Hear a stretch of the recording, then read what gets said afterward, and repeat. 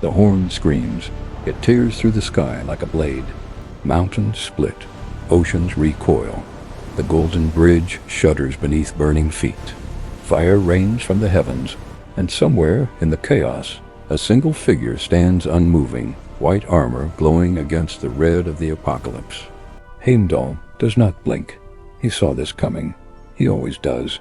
They say he needs less sleep than a bird, that he can hear grass growing, that he sees for 100 leagues day or night.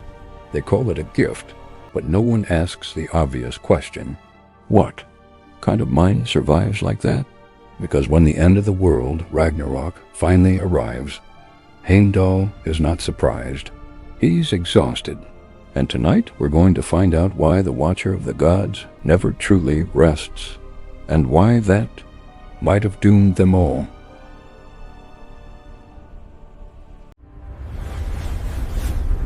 Unveil the legends. Before the flames, before the horn, there was a bridge. Bifrost, a ribbon of burning color stretched between Midgard and Asgard. Beautiful, fragile. One good crack and the gods would fall. Odin knew it, and Odin feared it. He wasn't just a king.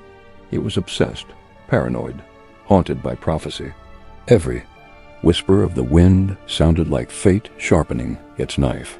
So he placed a guard at the only doorway to heaven, not a soldier, a sentinel. Heimdall was born strange. 9 mothers, giantesses of the sea, gave birth to him at the edge of the world. He grew fast, faster than other gods. His senses sharpened beyond reason.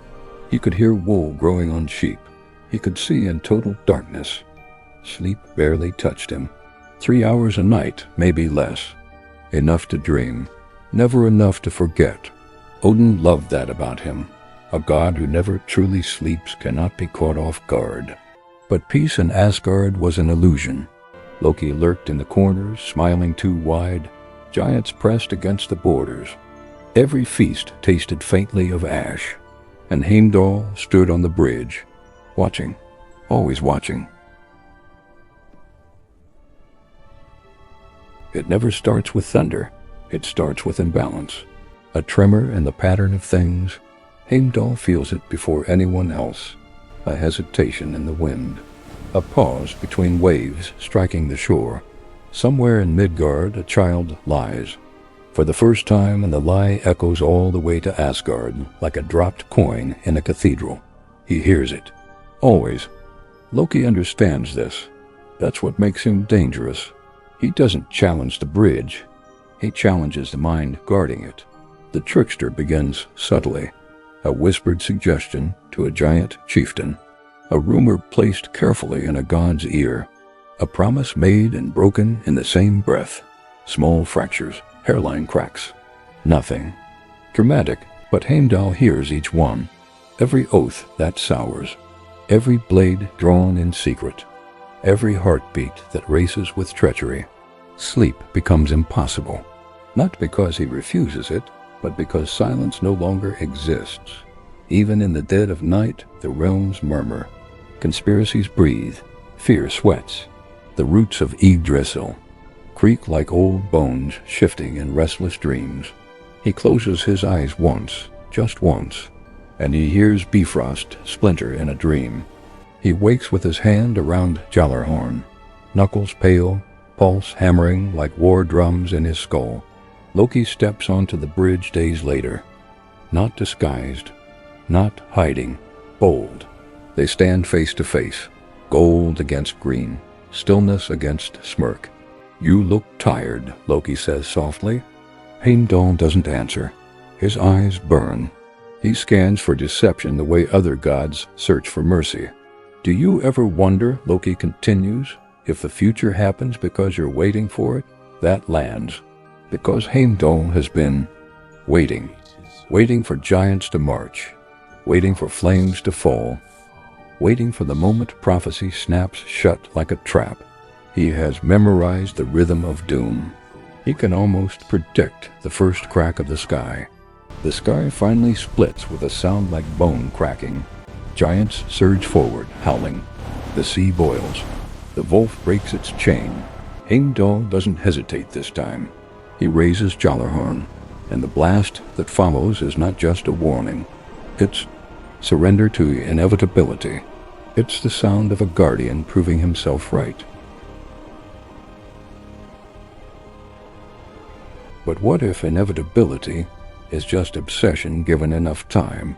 The old verses call Heimdall the most radiant, the whitest, the guardian of sacred order. It sounds noble, clean, heroic. It also sounds inflexible. He doesn't just protect Asgard from giants. He protects it from change, from contamination, from anything that blurs the line between God and other. And Loki is blur incarnate. Half-giant, shape-shifter, neither this nor that. Heimdall watches him more closely than the rest, tracks his movements, measures his tone, catalogs every deviation, not out of hatred, out of certainty. Certainty that chaos must be contained before it spreads, but constant surveillance reshapes the one being watched. It isolates, it provokes, it hardens soft edges into weapons. Even innocence begins to feel like performance under that kind of gaze. Imagine living under eyes that never close. Imagine knowing that somewhere a god hears your every whisper, waiting for you to slip. Resentment ferments in that kind of pressure. It thickens, darkens, turns sharp. Here's the darker possibility. Ragnarök wasn't just foretold. It was engineered by mistrust. The more Heimdall listened for betrayal, the more betrayal defined the world. Every ambiguous act tilted toward guilt. Every shadow stretched into threat. Vigilance became interpretation. Interpretation became accusation. And accusation changes people. Loki didn't wake up one morning craving the end. He grew into it. Under scrutiny. Under suspicion. Under a gaze that assumed the worst long before the worst arrived. When someone is treated like a monster long enough, the transformation becomes efficient. And Heimdall, he couldn't stop, because if he admitted the threat wasn't constant, then the sleepless nights were meaningless, the tension, the sacrifice, the unraveling of his own peace. Hypervigilance feeds on validation. So when the sky cracked and the giants marched, part of him felt something terrifying. Relief. Finally, the danger was visible, tangible, real. No more guessing, no more waiting. The end justified the watch. But that's the cruelest twist. Sometimes the world burns not because no one was watching, but because someone never stopped. And in trying to prevent the fire, they fed it oxygen. Ragnarök consumes the world. Odin falls. Thor falls.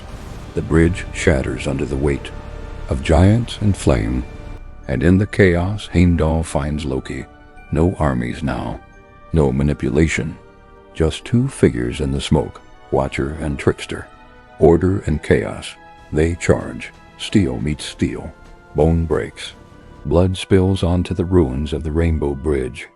The senses that once heard grass growing now hear only one heartbeat, Loki's. They kill each other. Mutual destruction. The sleepless guardian and the smiling saboteur die in the same moment. Here's the irony.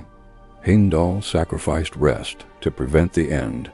He strained his mind, hardened his heart, watched every shadow, and still the end came. The thing he tried to avoid with constant vigilance was written long before he ever opened his eyes. His sleeplessness didn't stop fate. It only ensured he would be too tired to see any other path. That's why this myth still matters. Because how many bridges are we guarding right now? How many nights do we trade for the illusion of control? We think if we stay alert, hyper-aware, hyper-prepared, we can outsmart disaster. But sometimes the bridge breaks anyway. Heimdall sleeps less than a bird because he believes the world will end the moment he closes his eyes. And maybe that's the real curse. Not prophecy, not Loki, but the inability to rest. So here's the question. If you knew exactly how your story ended, would you sleep peacefully? Or would you stand on that burning bridge, listening for footsteps that may never come? Tell me in the comments, because next time we're stepping into the mind of another god who tried to outrun fate, a god who sacrificed his own eye for knowledge and discovered that some truths are worse than blindness. And trust me, Odin's story is far darker than anyone admits.